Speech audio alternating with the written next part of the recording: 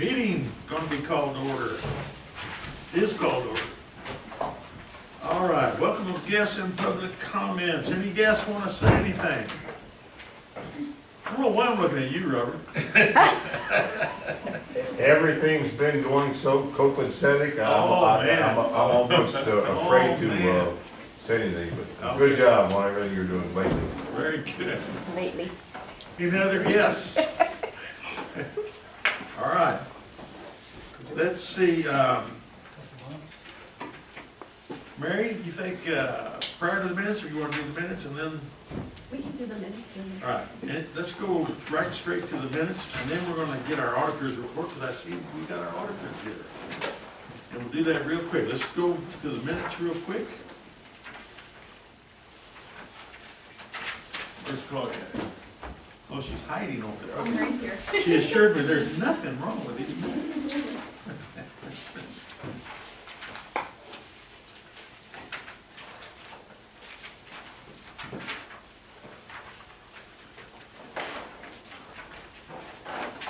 Gentlemen, anybody see anything on your minutes?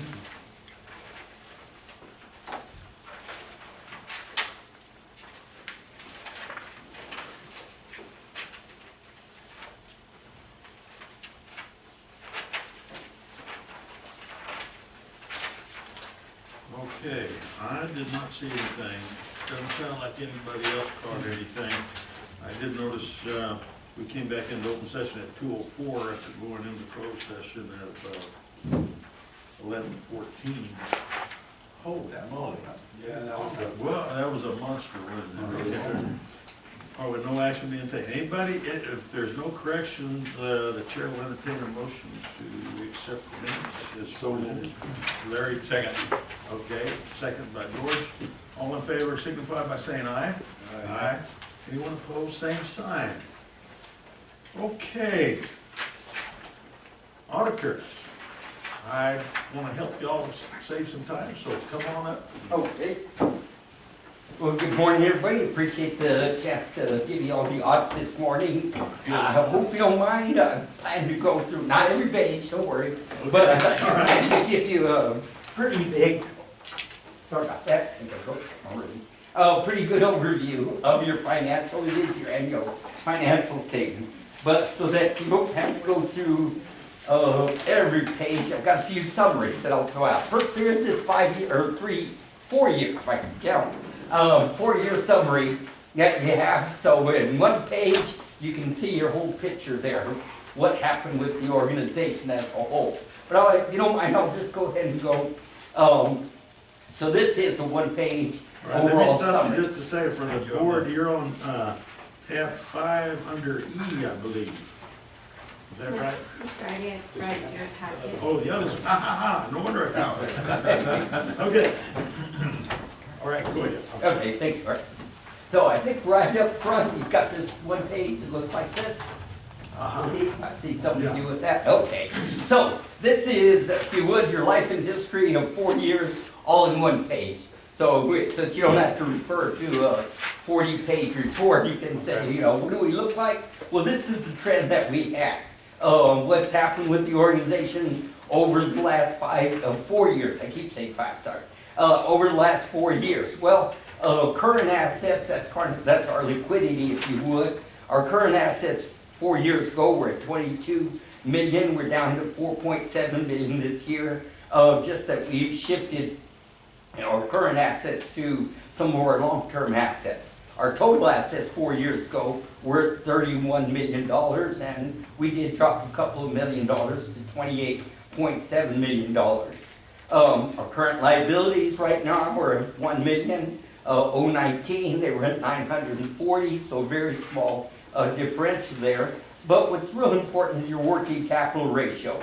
That's the division of your current assets with your current liabilities, and you can see that you're about a 4-to-1 ratio.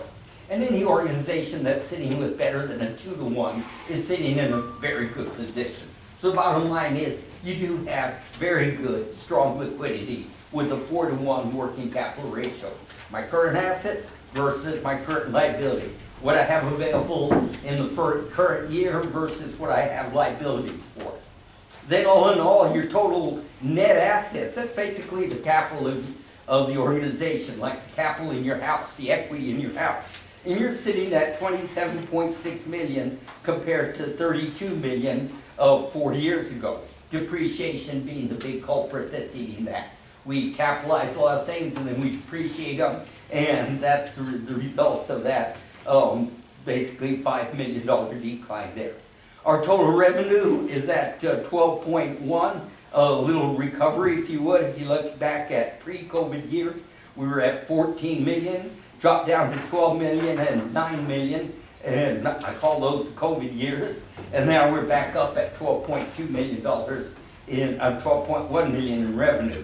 Our expenditures were at 12.2 million this year, leaving a decrease in our expenditures, decrease of our revenues over expenditures of 96,000 this year. As you see, last year we had a decrease of 2.5 million. Back in 2019, we had a positive increase of $3 million. So kind of a little short word, but I'll go into a little more detail if you don't mind. But there's your 4-year history in a 5-minute, 1-page, quick little scenario that you can hand out if you would. So let's go. I like to say that's kind of looking at the forest. Let's take a look at some of the trees there, if you would, a little bit more detail. Look at all of this, the one that's the biggest jump in between 2020 and 2021 on the current assets. What is that on? Is that COVID or Trump or who did that? I mean, see there, from 20 to 3, nothing changes that drastically on the whole list. On your Assets. On the very first line. moving your current assets from investments, from cash into long-term investments. Well, let's go to the next one, Doc. Okay. I'll show you that in just a bit. Like I said, that's the overview. Let's go into a little bit more detail. And that's going to be over on, I think, better details over on Roman numeral 2, just the second page in there. Okay? And on that, again, you can see a little bit more descriptive of your current assets of $16.8 million, your capital assets of 11.2. But since you asked that question, I'm going to have you bounce a few pages if you would. If you take a look over on page 4, on page Roman numeral 2, you've got 3 years. Over on page 4, actual page 4, not Roman numeral 4, that's your statement of net position. And there I think you can see, well, what did we do? We had over in cash 1.5 million in 2021, 1.8 this year. But if you look down below, you had a CD of $13.8 million. This year that's down to 5.7, but we put $4 million over in Treasury securities, and then we put another $2 million down below in non-current, longer-term treasuries. So what did we do? You moved the cash. Does that answer your question? Yes, sir. Okay. All right, then go ahead and, well, as long as we're on that page 4, that bounce around so much. Again, overall, your total current assets from 16.9 last year to 14.4 million this year. And let's move another couple of pages, get to detail. Over on page 14 is a little bit more detail of our cash position. And the reason I'm spending time on this is because you have so much cash, you have so much liquidity. What are y'all doing with it? As you can, over on page 14 gives you a pretty good description of what our cash balances are and where it's sitting. In the general fund, we have the 1.5 million, as I said. We've got total treasury securities of 6 million, total certificates of deposit of 4.7, leaving you at $13.6 million in your overall cash, basically liquidity position as a whole. In the prior year, looking down, you can see most of it was sitting just in the CDs, and we're at 15.4. Just as a quick overview of your current cash position. And if I can jump back over to page 4, on page 4, Gordon, your total asset position is at $28 million this year. It was at $28 million last year. And again, flipping around, your total capital assets, as you can see, are at $16.6 million compared to 16.2. Ask you to flip over to a little bit more detail again, if you would. Your capital assets, I thought it'd be a good idea to take a look at what capital assets, that's our infrastructure. What property and equipment do we have? And I wanted to point out on your capital assets, the detail is over on page 16. And again, I think this is pretty, not critical, but pretty important. We've got basically $30,652,000 worth of capital infrastructure. Okay? Of that, you have vehicles of $11.8 million. Of that, you've got $10.4 million in your water system. Okay, so that's our fixed assets. We've depreciated those by $20 million. The reason I'm pointing this out is for budgetary purposes. We've depreciated 2/3 of that $30 million. That generally, depreciation follows the life of a cycle of a vehicle, if you would. So if I've got a car and it's 10 years old and it's depreciated 90%, I'm probably going to have to buy new tires, new transmission, new engine, new differential. I'm going to have to buy me a new car in a few weeks. And so I wanted to point out that if you look at your vehicles, you're at $11.8 million in vehicles, and you're at $10.4 million in depreciation. That's going to tell me that I probably have a budgetary, not crisis, but just a budgetary allowance that might be coming in the near future. And that's where I'm pointing this. That's why I wanted to point this out to y'all. Because obviously your budget expenditures are a critical factor. Okay? But again, so overall, depreciation is 2/3. Overall, for your vehicles, you're basically about 90% used on those vehicles out there. And I ask you to go back over to page 4, or actually page 5.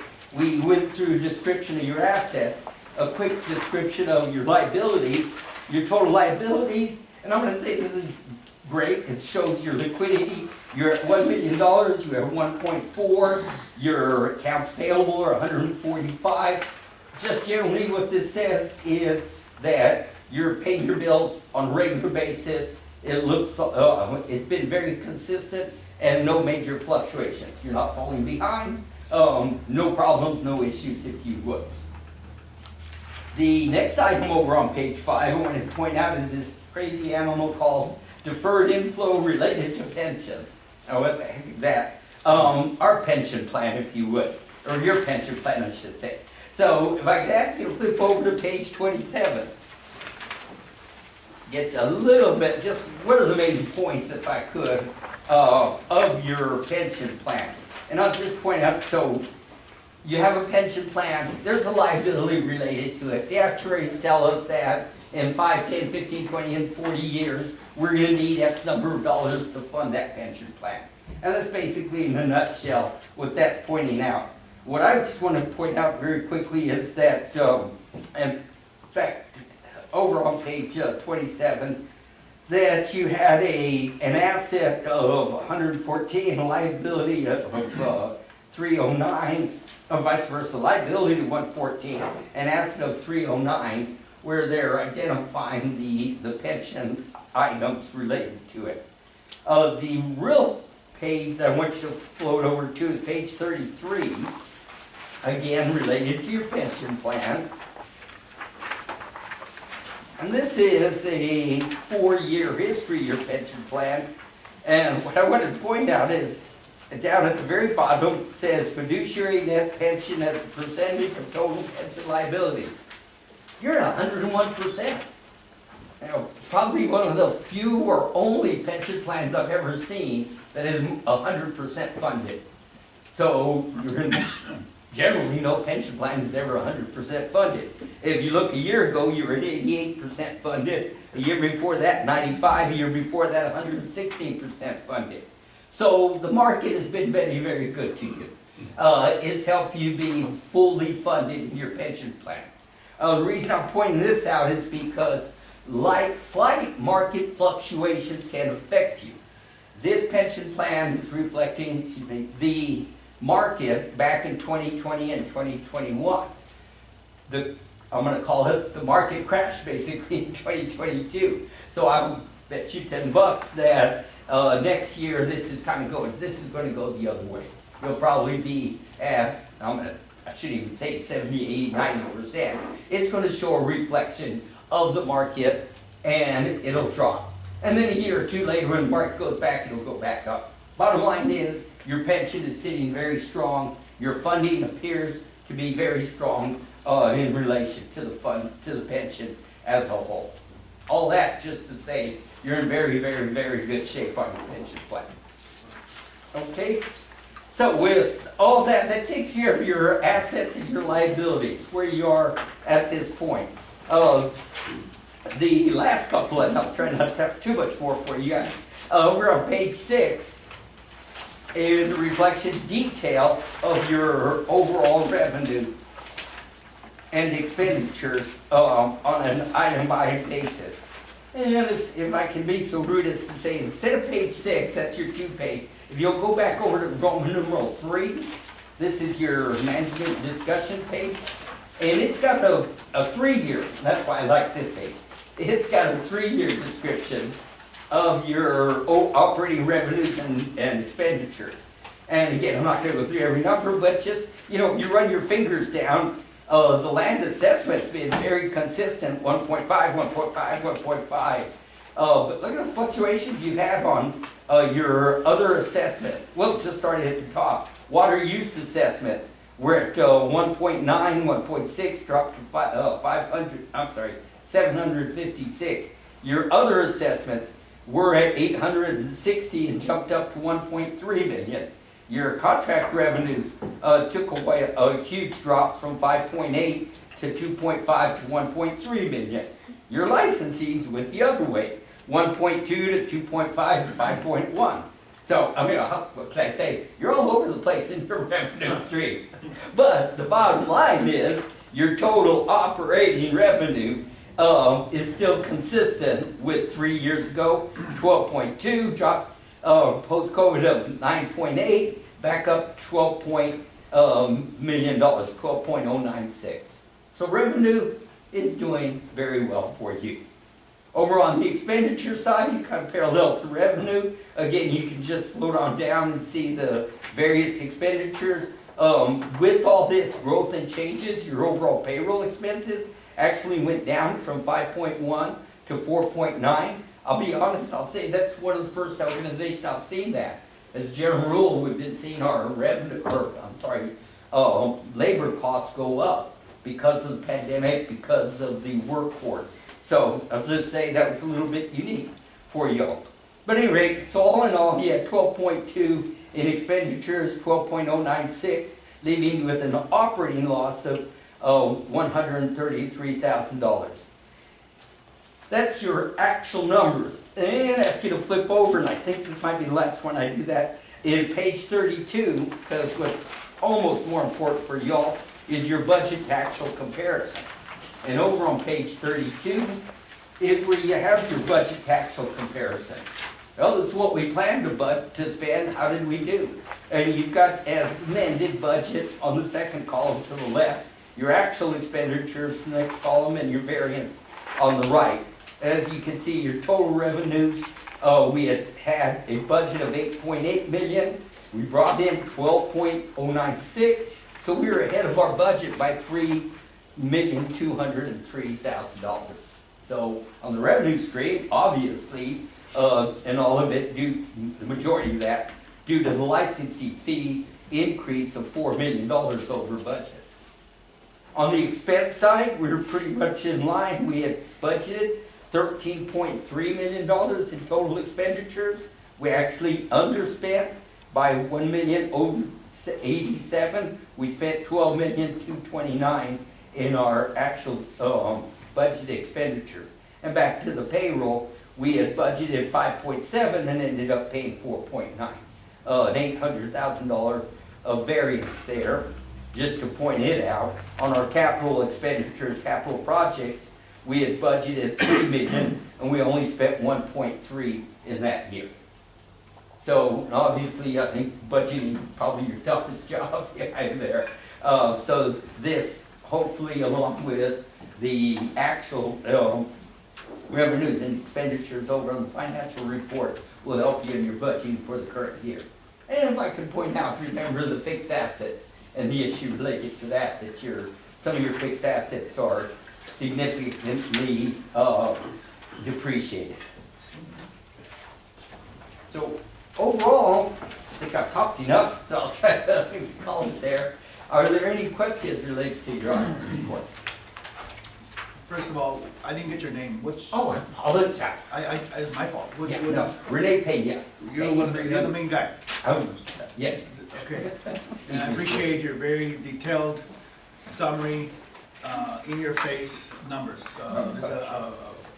It's a sight for sore eyes. I haven't seen this approach in a long, long time, and I do appreciate it. Oh, thank you. I have one question. I find it interesting that over the period, one of the things that, one of the reasons I came on board was that the urbanization, I'm in the development business, so the urbanization of the valley, I knew, or my perception was that, or the ideas were that the water, as the water either increases or decreases, the licensing would increase because of urbanization. It seems like there's some truth to your numbers you're expressing here, because we went from $1 million to $4 million in just licensing, I think. That's the numbers that you're just mentioning right now. And we're trending in that direction. At some point or other, we're gonna be selling more water back to the original, so we may be sitting in a better light, I'm assuming. With being so strong in cash, which is based on what you're saying, do you think as a district, we're doing a disservice by not leveraging? Or where's the magic formula on that? Or do we just continue, which is great, we all want to have cash and all that, I get it. But as a business or as a entity with so much cash, is that a bad thing? No, I don't believe so. Sorry to say, right now cash is king. I was very happy to see you had significantly moved into treasuries, because the treasury investment returns are very strong. The other thing is you are adding, I noticed this past year you've been a significant amount into the capital infrastructure. As I just said, your depreciation. So I guess if I was sitting on your side, I would take a heavy look at my infrastructure. And as you're saying, I have a boatload of cash.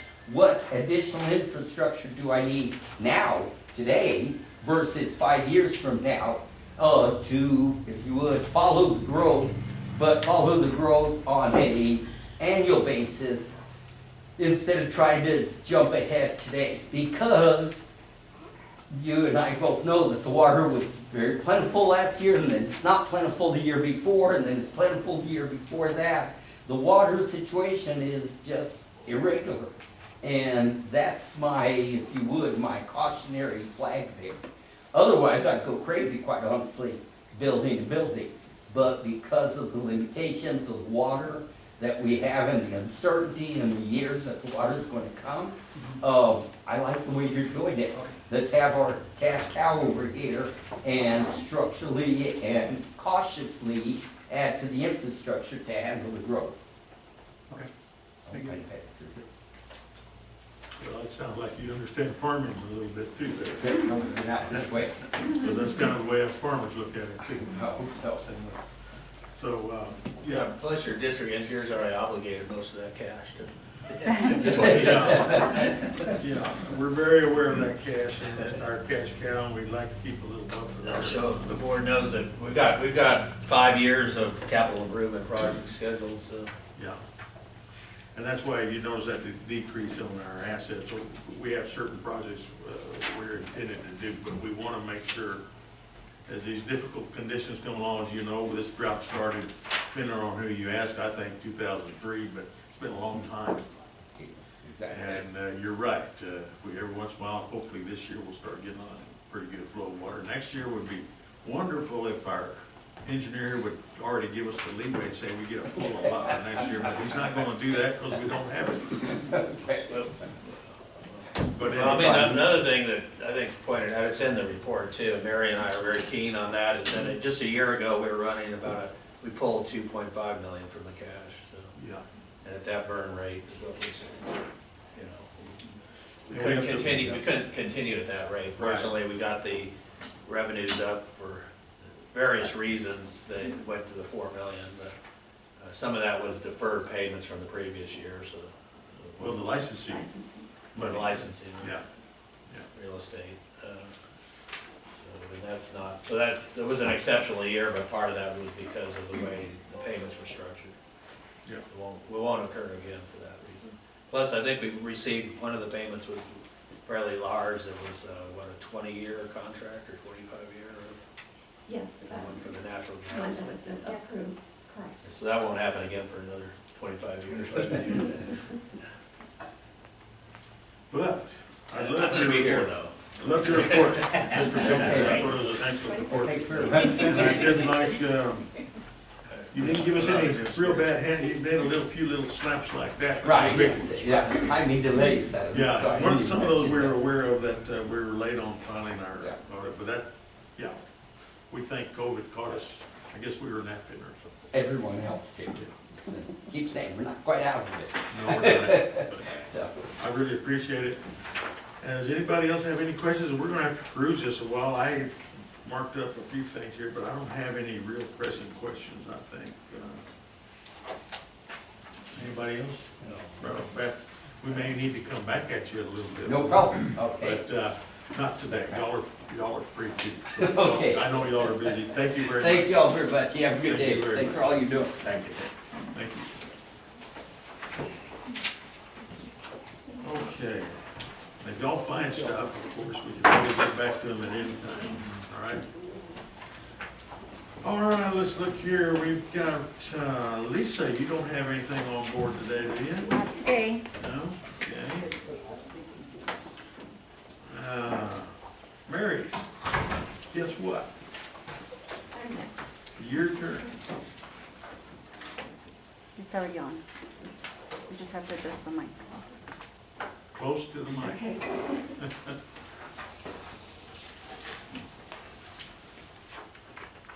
Our first report is our monthly investment report.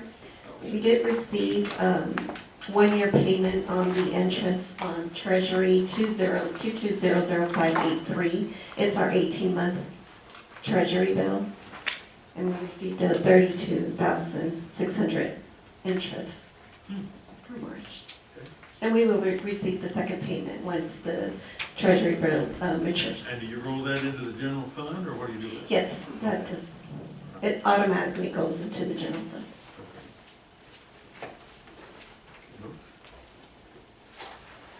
And as Mr. Banya has stated, when it's anything above 12 months, it becomes a long-term asset. So that was the movement for it. Yeah, that's why those The numbers change so reclassification. drastically. Yeah. Yes. Took me a while to figure that out. So, yeah, that's new, isn't it? Yeah, I don't think, the way he did that, I couldn't, I thought, what? But, yeah, I figured it out. Long-term versus regular, Right, versus current. yeah, versus current. He also he was gonna comment on I thought our little 3 asterisks that we have here at the end of our balance sheet. But that's for the whole system, remember? The water infrastructure assets acquired, et cetera, et cetera. Yes. Had they ever seen that before? These are new auditors to us. Did he ever comment to you about that? No, he has not. No, okay. So the depreciation he's showing is from then on. Isn't that right, Al? You know, I think it's from that time on, You know, generally, other than from 2003 on, I Since- think.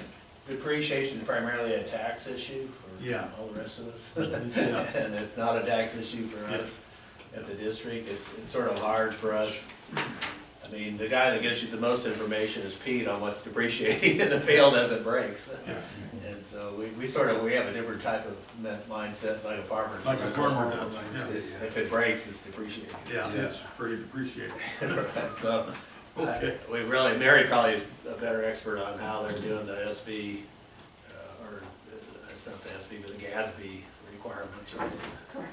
That's just a governmental requirement that we show sort of an equivalent of if we were a corporation. But it's like my accountant tells me every year, it's still nice to know, because I have that argument with my accountant, I say, well, wait a minute, that tractor's, you have a 20-year-old tractor, well, yeah. But yeah, we know whether it's a But good 20. we know whether it's a good 20-year-old or a bad 20-year-old. But it's good to have those figures anyway, They're all so they good give you 20s. that, so I appreciate what they did on that. It's 40 that we start to work. Yeah. Okay, I'm just curious, I think he did, they're bound to have seen that little note. And nobody commented on it, do you? The Jim Spear note, I say? Yeah, well, Jim, Nobody ever is commented? that my job now? Attorney was aware of. He is aware of that. Yes, she was aware Okay. of, because it was stated on our prior financials. That's been always the case every year. I thought that was consistent. What? Like you said, on our financials, it's always been understood that that was not, all the capital, all the canals and everything are not part of the capital assets. Correct. That's what I It was thought. as of a certain date when Mr. Spear had requested that we remove a certain amount. But anything new, with all these grants and infrastructure that we've improved on, that does go into the infrastructure system each year. Oh, okay.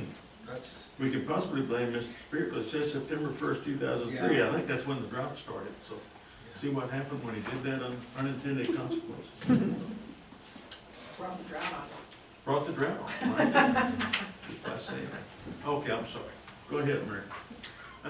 It was already here by December. Yeah, maybe in 2000. It was. Yeah, I think it was already here too. Okay, Okay, the following is our balance sheet report. The majority of the balance on the accounts receivable other, we have received payment, and that will reflect on the next month's board reports.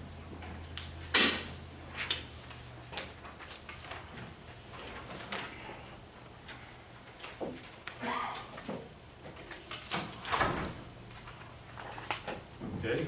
On the net revenue, we are at 80%, meeting our expected budget. We are foreseeing to supersede that, thanks to the 2001 contract. And also for the expected payments that were supposed to be received on the prior year. Shortly, did you say? Sure, yes. We're gonna receive those payments shortly, in a short time. No, we received prior year payments that reflect this year. Right. And as Mr. Peña stated, our licensing revenue has increased significantly as well. Yeah, that was a big one. I mean, there are a lot of short-term payments that are coming due in the next 45 to 60 days. Yes.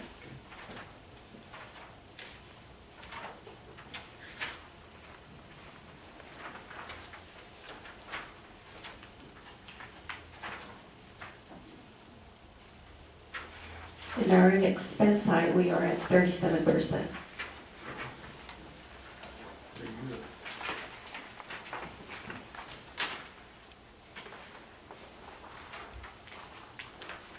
Anybody have any other questions? Mary? We're five months into the fiscal on those reports, Correct. and we're only at 37%, 37%. that's good.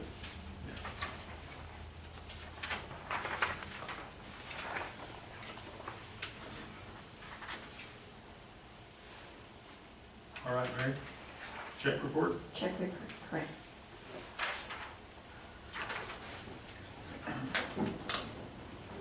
If Blair Engineering figured they'd catch up a little bit? The interest-free loan is no longer. Well, we appreciate those interest-free loans. I got a question on number 36. It's, how is that working out? We discussed it yesterday. We've gotten various, we had gone out for other proposals from other vendors, but this is in every vehicle that we've got in our fleet and equipment as well. And, you know, aside obviously from the tracking, it alerts our shop and supervisors when oil changes are due and multiple maintenance. It's more than just timing. It's just It's more. got GPS, and, you know, we can set parameters that are unlimited. I think, Robert, on the GPS, Larry's asking how we, I guess, utilize it and how it's working out. It carried on, the supervisors were, it's carried on their phone and everything, and they don't even have to ask, well, they know that everybody's at, just to the phone, and they can see if the guy's parking for a long time, or if he's moving, or you can tell whether the last time he checked an irrigation, you can tell how fast they're going. So you think it's real beneficial to you? Oh, yeah. Okay. That's what I want. Is it for the phone or is it on the truck? It's on, the supervisor can carry the app on your phone. And so you don't have to be on the computer on your desk. So you carry it on the phone and you can monitor all the trucks. If they have a job site and you know how many trucks are at the job site and what they're doing. Yeah, the app's on the phone and the GPS unit's on. It's in the truck. GPS units on the truck, Yes. but you track it through the phone. You can carry it the best way to do it is on the desktop, but you can do it through your phone and not have to tie it to the. Okay, so To you the know what the office. stop and go on the trucks Right. are, or whatever Yes. vehicle, so you can do a back month, 2 months. And you can get put a all trend. kind of alarms, like when he comes to get service, you can put down there. I tried putting alerts on speeding, like when they're going like 60 miles an hour, and anytime they're speeding, I get a text automatically that they're speeding. And my main concern is they speeding on the highway, or they speeding on the canal.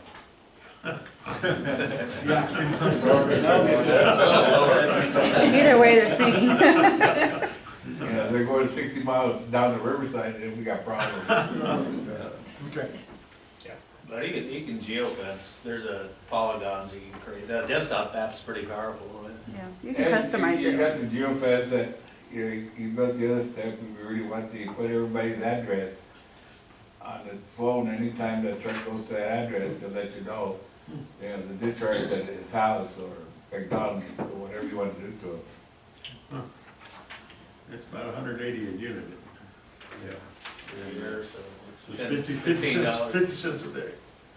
A little less No, than that. No, that's right. 50 cents a Yeah, just see day. So, not too much. how it was working out. One of the things, Larry, that helped us sometimes, one time, one of the discharges being accused of harassing people, and we go back and look, and the gentleman was never there. Right. And we tell the gentleman, okay, when was he there? He was there last night, the 3rd. He was never around your place. And you show him exactly where the truck's been, and he says, well, I guess it was somebody else. But it's a 50-50. It helps the discharge more than probably helps anybody else, because it makes them honest.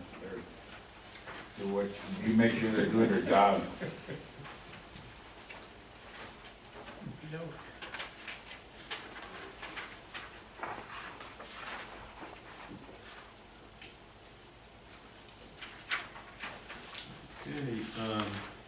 who gets to drive the new Tahoe?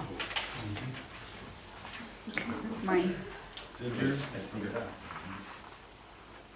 It's actually a good price, I think. Nowadays, What's Caldwell I think it Country was- Chevrolet, is that a fleet deal? Yes, that's a Texas. it's in Crawford, Texas, but I think Robert ordered it in June of last year, Robert? No, it was, I don't know why, but hers really came in fast. It was right at in October. October? Okay. How you drove the truck, Jay? I haven't found one, no, It's very limited on fleet, government purchase, they're all, it's 1,000 over MSRP. I'm like, well, that's not gonna work. So, we're still looking, but no, all is well. Apparently they route the lemons back into that pool. Yes, so they're building one, it'll be ready in June, like if something pops up, but yeah, no, that's two lemons and, well, Just the way we how's build the it. building? I mean, Yes, you, right. it's MSRP or up to 5,000 over MSRP. Please, sure. This is real grand. So, but yeah, we're still on the look. So this is, this one. Yeah.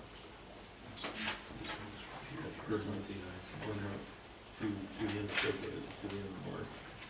That's the end of March.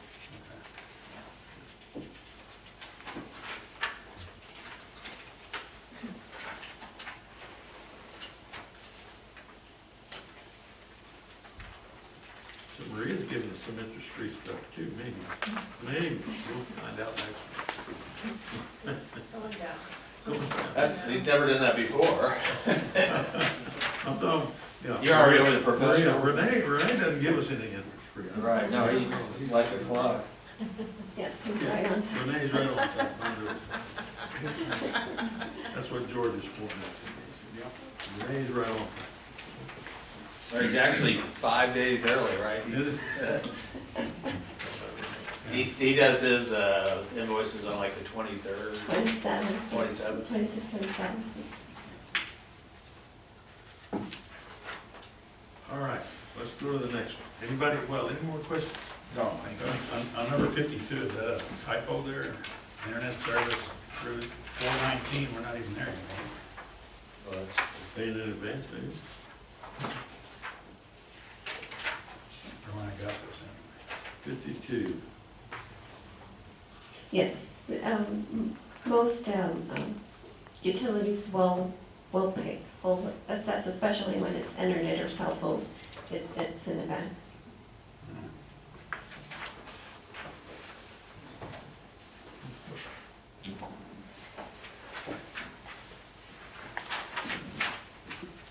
Anything else? Go ahead, Mary. The next report we have is our credit card report.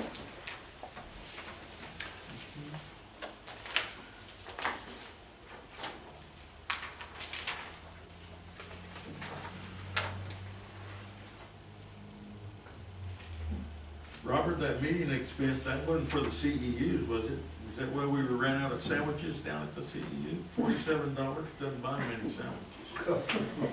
That's usually our bread. Is that- Okay. All right. Next one, legal and consulting.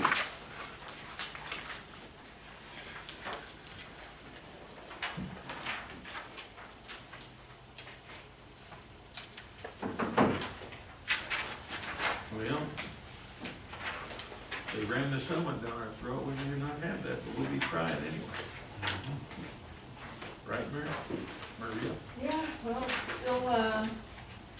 still in progress. Still- I'm always an still optimist ongoing. that, That's right. That's reason will prevail and we'll talk more about it in closed session. right. All right. Our final report is our quarterly report that needs approval. Quarterly report, quarterly investment report, she'll need approval on this, so, you got any questions? And you said anything over 12, we put in the long term, so we've got one CD at 2 million and one at 1.5, both of those he's got on the long term. Or we're gonna start holding on our long term, talk about on our long-term assets, which is current. Yes, and anything above 12 months when your investments will be categorized as long-term. And in treasury, the understanding is on that 2 million, they paid us 33 something in interest. 32. Yeah, 32, and they pay that when? Every 6 months, This is on the year, every year? yes. So even though it's an 18 month, they'll pay us out a year? At the year, and then we will receive the The other 6 months. at the end of the That's the term. way the treasurer's do. Okay. Yes. End of the year, December, or end of the fiscal year? No, end of the maturity date, At the 6 months After the. or a year? which, 1 year for this matures. one will mature September 22nd, So at the 6 months, so it's yearly on At the maturity. 18, 12 months, and then at the 6 months? at the 6 month. Oh, Right. I see. Yeah, So, that's different. We're in a government program that's different than a lot of it, so every product is potentially different, what they offer at the time she buys it. Wow.